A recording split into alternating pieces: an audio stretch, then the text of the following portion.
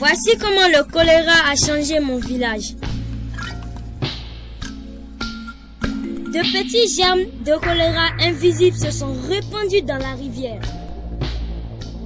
Si petits et si dangereux. Sans s'en rendre compte, des femmes ont apporté le choléra à la maison dans de l'eau. Les mouches transportaient le choléra sur leurs pattes. Les mains sales aussi.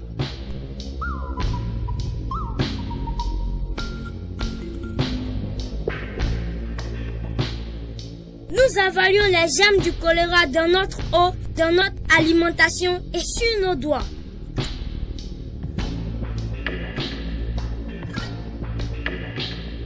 C'est arrivé si vite.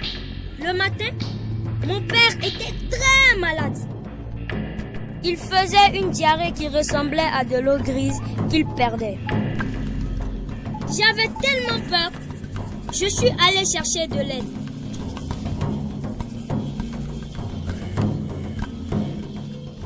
Je n'ai jamais été si vite à vélo. D'un coup d'œil, l'infirmière a su que c'était le choléra. Il avait besoin de fluide en urgence. Elle n'avait pas de SRO et nous avons préparé une boisson spéciale. Nous avons rendu l'eau potable en la filtrant sur un tissu et en la faisant bouillir 1 minute. Nous y avons mélangé une demi-cuillerée à café de sel et 6 cuillerées à café de sucre par litre. Cela avait un goût de larmes pas trop salé. J'avais peur de voir mon père mourir, mais il s'est senti mieux. L'infirmière m'a expliqué que tous ceux qui avalent les germes du choléra ne tombent pas malades, mais qu'ils peuvent transmettre la maladie. Maintenant, je devais apporter de l'eau potable aux villageois et leur apprendre à se protéger du choléra.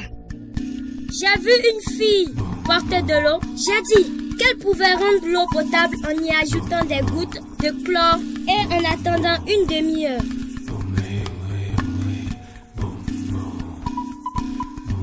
Un homme allait manger avec les mains sales. Je lui ai dit de toujours se laver les mains au savon et à l'eau propre après avoir été aux toilettes. Ce n'est qu'avec les mains propres qu'on peut manger en sécurité.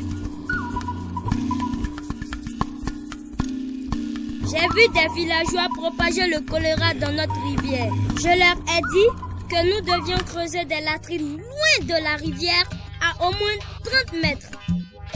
C'était important pour garder notre village propre.